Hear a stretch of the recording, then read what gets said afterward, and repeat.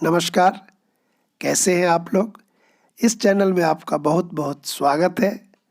निष्ठा 3 के तहत मॉड्यूल 6 अर्थात बुनियादी भाषा और साक्षरता कोर्स करना है। हर कोर्स की भांति इसके अंतिम खंड में इस कोर्स का आकलन होता है। हम कोर्स के दरमियान सभी महत्वपूर्ण बिंदुओं को नोट करते हैं और उसी के आधार पर आकलन के कुछ प्रश्न होते हैं जिनको जवाब देना होता है। तो हर कोर्स की तरह यहाँ भी 20 प्रश्न के जवाब देने होंगे, जिसमें 14 प्रश्न का सही होना अनिवार्य है। यदि आप एक बार में 14 से ज़्यादा प्रश्न सही करते हैं तो दोबारा या तीसरे बार में चांस नहीं भी ले सकते हैं, परंतु 14 प्रश्न से अगर कम सही हैं तो दूसरा बार भी आप ट्राई कर सकते हैं। अगर दूसरे बार में नहीं होगा तो तीसरे बार में अनिवार्य रूप से आपको 14 प्रश्न का उत्तर सही करना होगा। तो आइए इसके एक एक प्रश्न को देखते हैं। पहला प्रश्न है, भाषा सार्थक संदेश देती है यदि वह संदर्भ से संबंधित हो। इसका अगला प्रश्न है कि कहानी, कविता, तुकबंदी आदि साहित्यिक विधाएं एक शिक्षक को बच्चे को, तो इसका सही उत्तर होना चाहिए सार्थक और प्रसंगोचित तरीके से बताए। इसका अगला प्रश्न है कि एक सक्रिय शिक्षार्थी कौन है तो इसका सही उत्तर होना चाहिए कि जो कक्षा में गतिविधियों में भाग ले वो सक्रिय है। अगला प्रश्न है, पढ़ना अनिवार्य रूप से खाली जगह, तो अर्थ ग्रहण की एक प्रक्रिया है। अगला प्रश्न है कि भाषा कक्षा की प्राथमिकता क्या है, तो इसका प्राथमिकता यह होना चाहिए कि बच्चों के लिए प्रिंट समृद्ध वातावरण बनाना। भाषा कक्षा की बात है। अगला प्रश्न, पढ़ने का अंतिम लक्ष्य क्या है? हम लोग जो भी पढ़ते हैं उसका अंतिम लक्ष्य क्या होना चाहिए? तो पाठ को पढ़कर अर्थ ग्रहण करना पढ़ने का अंतिम लक्ष्य है। अगला प्रश्न, एक कौशल के रूप में पढ़ने के कौशल के लिए आवश्यक है, तो इसका सही उत्तर होना चाहिए ध्वन्यात्मक श्रवण आधारित जागरूकता, पूर्व ज्ञान और अनुमान लगाना। अगला प्रश्न, भाषा सीखने में अंतराल अवधि क्या है? तो इसका सही उत्तर होना चाहिए अभिव्यक्ति की एक आत्मनिहित प्रणाली का विकास होना, ये अवधि है। अगला प्रश्न है, पढ़ने के भाषाई पहलू और इन कौशलों के विकास में विश्वास करते हैं, तो इसका सही उत्तर होना चाहिए ग्राफोफोनिक जागरूकता, शब्दार्थ, वाक्य रचना और व्यवहारिकता। और इस खंड का अगला प्रश्न कि स्वतंत्र रूप से पढ़ना क्या है?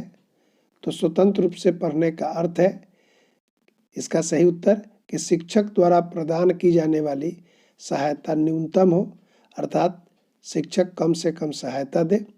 अगला प्रश्न, बच्चों के समग्र विकास के लिए एक शिक्षक को खाली जगह गतिविधियों की सामूहिक रूप से तैयार करने की आवश्यकता होती है, तो इसका सही उत्तर है होना चाहिए LSRW, सुनना, बोलना, पढ़ना और लिखना।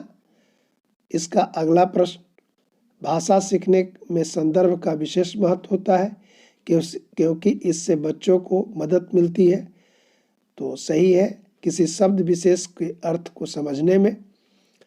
और इसका अगला प्रश्न कि निर्देशित पठन क्या है?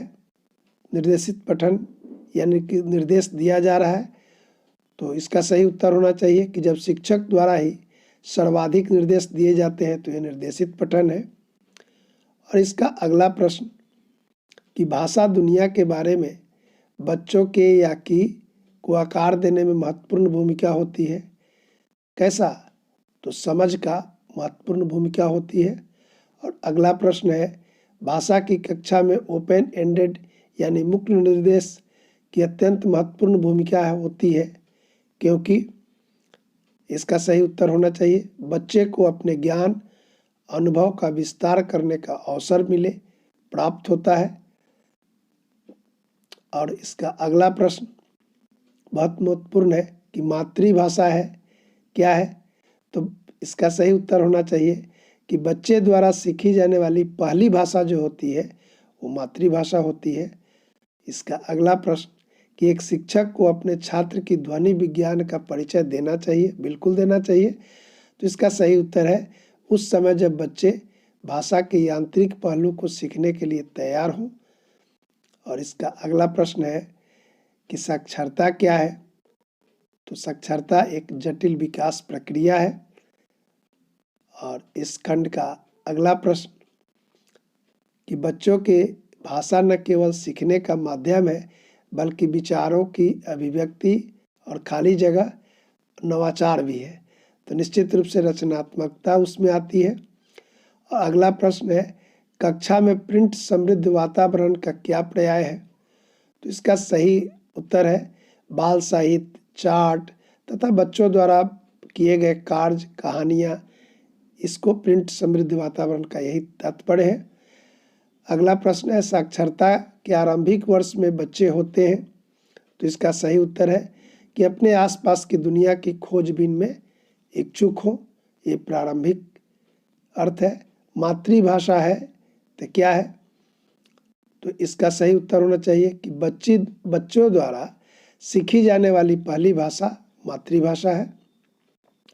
इसका अगला प्रश्न है साइलेंट पीरियड यानी मूक अवधि क्या है?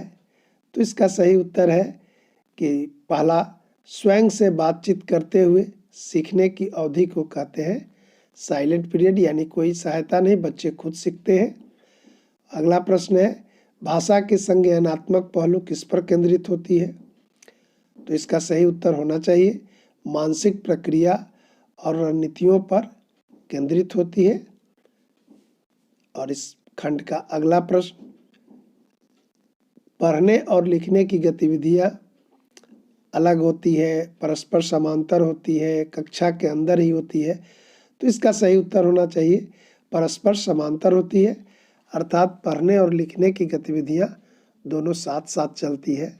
और इसका अगला प्रश्न है कि बच्चे भाषा की बारीकियों को समझने और खोजते हैं जब वे, तो निश्चित रूप से इसका सही उत्तर है LSRW, यानी सुनना, बोलना, पढ़ना, लिखना गतिविधियों में अधिक से अधिक संलग्न हो तो भाषा की बारीकियों को समझ जाते हैं। इसका अगला प्रश्न कि कक्षा में रखी पठन सामग्री कहाँ हो? तो इसका सही उत्तर होना चाहिए कि इतनी ऊंचाई पर हो जहां बच्चे उन्हें छूकर आसानी से पढ़ सके। इसी तरह अगला प्रश्न जो है भाषा कक्षा में शिक्षक पिक्चर टॉक अर्थात चित्रों के माध्यम से पाठ को आधारित चर्चा प्रयास करता है, क्योंकि यह परंपरागत पाठ को पढ़ने की दिशा में एक महत्वपूर्ण कदम है। और इस खंड का अगला प्रश्न दिलचस्प घटना यह है कि भाषाएं खाली जगह तरीकों से सीखी जाती है तो एक समान रूप से सीखी जाती है। और इसका अगला प्रश्न है कि संयुक्त रूप से पढ़ना क्या है? तो इसका सही उत्तर होना चाहिए जब शिक्षक द्वारा सर्वाधिक सहायता दी जाती है तो इस तरह के पठन को संयुक्त पठन कहते हैं। और इस खंड का अगला प्रश्न कि मातृभाषा बच्चों को बनने में मदद करती है। तो इसका सही उत्तर होना चाहिए अलग सोच या विचार रखने में सक्षम बनाते हैं। इसका अगला प्रश्न सार्थक, आधारभूत साक्षरता और संख्यात्मक कौशल प्राप्त करने वाले बच्चे होते हैं या रखते हैं? तो इसका सही उत्तर है कि सभी कक्षा में सीखने का उपयुक्त स्तर पर होते हैं। और इसका अगला प्रश्न प्रभावी अधिगम के अवसरों के लिए एक शिक्षक को अवश्य प्रदान करना चाहिए। तो शिक्षक को क्या? तो बच्चों के द्वारा खोजबीन करने की स्वतंत्रता देनी चाहिए। और इस खंड का अगला प्रश्न कि एक शिक्षक को बच्चे को पाठ से जोड़ने के लिए क्या करना चाहिए कि वे, तो इसका सही उत्तर है कि उनके दैनिक जीवन से संबंधित परिचित संदर्भों में बात करें तो उससे उनका जुड़ाव होगा। इस खंड का अंतिम प्रश्न कि लिखने की प्रक्रिया पढ़ने के समांतर होती है क्योंकि दोनों अंतर संबंधित होते हैं, पढ़ना और लिखना साथ साथ चलता है। इस चैनल पर यदि आप नए हैं तो प्लीज़ सब्सक्राइब और इसी तरह अन्य कोर्स का और विभागीय जो भी जानकारी है इस चैनल पर उपलब्ध होते हैं।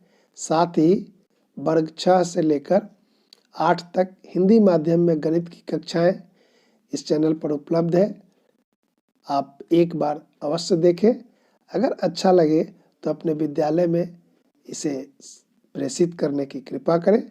आप मेरे चैनल पर आए इसके लिए बहुत बहुत धन्यवाद।